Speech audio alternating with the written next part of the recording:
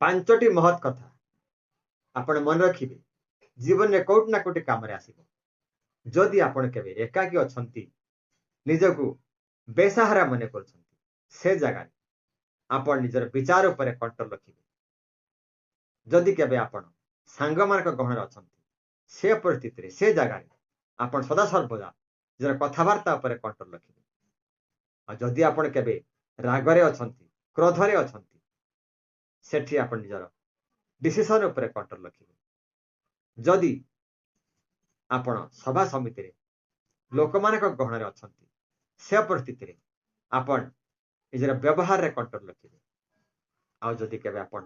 प्रशंसित होउछंती जदि कि आपण को प्रशंसा करूची से परिस्थिति रे से जगह रे आपण निजर गर्व अहमिका को कंट्रोल रखिबे। धन्यवाद।